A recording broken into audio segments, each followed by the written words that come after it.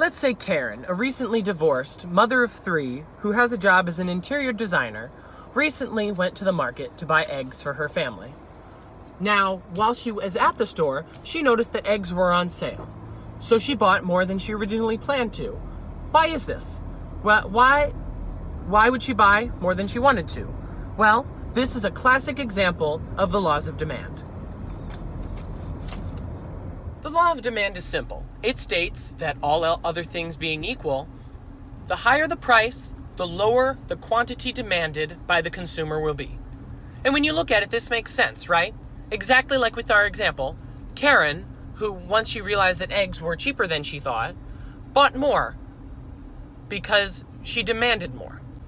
Usually this law is demonstrated in a demand schedule. It is a chart showing the prices and the quantity demanded at each price. In order to make this demand schedule even more useful, we tend to put it into a demand curve, just a graphing of the demand schedule. Give me a second to make this turn here. When the demand schedule is turned into a graph, it allows us to see a visual representation of the change in demand. Now, you may be wondering, what if Karen went to the store and bought more eggs even though the price hadn't changed? Well, it's important to remember that price can only change the quantity demanded. It cannot actually affect demand. The things that affect demand itself, or as economists would say, shift the demand curve, are remembered in the mnemonic tribe. The first letter of tribe, T, stands for tastes. Let's say that Karen had recently read in a news article that eggs were full of protein that was going to help her and her children grow stronger. This would increase Karen's demand because she would know that the eggs would have a positive effect. The positive effect, or the increase in demand, would shift the Karen's demand curve for eggs to the right. However, if Karen had recently learned that eggs were associated with a weaker immune system, she would be less likely to buy eggs, and so her demand curve would decrease or shift to the left. R is for related goods. Now, this one gets a little complicated, so I'm going to walk you through it. There are 2 types of related goods, complements and substitutes. A complement is something that you would use the item with. For example, Karen buying eggs might want to buy bacon as well, because bacon and eggs go together. However, a substitute for eggs might be an egg white product sold at the market. Or let's say if we were looking at Karen's market for brown eggs, if white eggs would be a substitute for the brown eggs. Now, each complements and substitutes are different depending on what's happening. If your complement has increased demand, that is, if the demand curve for your complement increases or the quantity demanded for the complement increases, your demand for your good is going to increase. Let's say that the price of bacon goes down. We already know that that would mean that the quantity demanded of bacon would increase, meaning that demand for eggs would also increase. So Karen would buy more. However, if we were looking at the egg white substitute, and the price for the egg white substitute, well, let's not do price because we just did price. How about we say that, let's do tastes. Karen found that egg whites had less protein in them. So there's a study that shows that the protein in egg whites is less or unhealthy for you. The demand curve overall for eggs would shift to the left. However, since it is a substitute, a product that you would buy in the place of the good that we're examining, you would buy more of your product.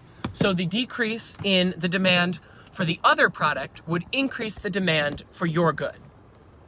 One thing that is important to remember is that you will not know whether it is a complement or a substitute. They will have to tell you that on the test. Because let's use cereal, for example. If you were looking at the price of cereal, some might look at that as milk being its complement, but others might look at orange juice being its complement, or vice versa. So the test will have to tell you whether the good is a complement or a substitute to the good whose graph you are examining. The next part of tribe is I, which stands for income. Now, income affects the demand for a good so much as when you have more money, you will normally want to buy more of it, correct? Well, there are actually two different ways that can happen. You can have your good be either a normal good, where that is the case, where earning a greater wage will increase your demand for the object because you can afford more of it. Or it can be an inferior good, whereas increasing your wage will actually cause consumers to buy less of it due to the fact that they have access to better alternatives. One example of an inferior good would be a public transportation, a bus, for example. If you have enough money to take a taxi everywhere, you're going to choose to take a taxi everywhere. You're not going to bother taking the public transport. So that bus is actually an inferior good. When you earn more money, you'll have less of a demand for it. The taxi, however, would be a normal good because your demand increases when your wage increases and you can afford more of it. It's important to remember that with normal goods and inferior goods, much like with complements and substitutes, you'll have to be told on the test what they are, because what might be an inferior good for you could be a normal good for somebody else. The B in tribe stands for buyers. And I mean, this one is pretty simple, right? The more people you have in the market, the greater your demand for it will be, right? Let's say Karen was the only person who went to the store to buy eggs. The demand for eggs wouldn't be as high. But let's say Karen, Gina, and Catherine all went to the store for eggs. The store is going to need more eggs because there are simply more people demanding the eggs. Okay, now can you do one from a more forward angle? Is that what pause look like? No, that's what. And finally, the E in tribe is for expectations.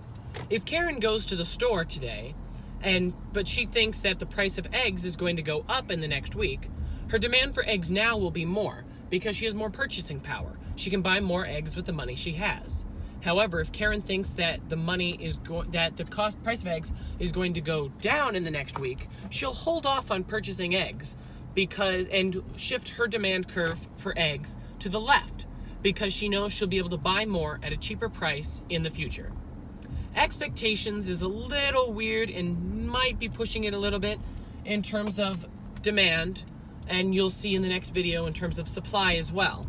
However, it is considered one of the shifters of the demand curve. So that's the basics of the demand curve. A couple of things that are important to remember is that your normal goods, substitutes, complements, and inferior goods will be given to you on the test, so that's not something you have to worry about. Also, I cannot stress enough the difference between the quantity demanded and the demand itself. Both are changed by different things. A change in price changes the quantity demanded. A change in any of our other tribe factors will change demand itself. A change in price can never change the demand. Always the quantity demanded. We'll see you next time on AP Macroeconomics when we're talking about the supply curve. Until next time.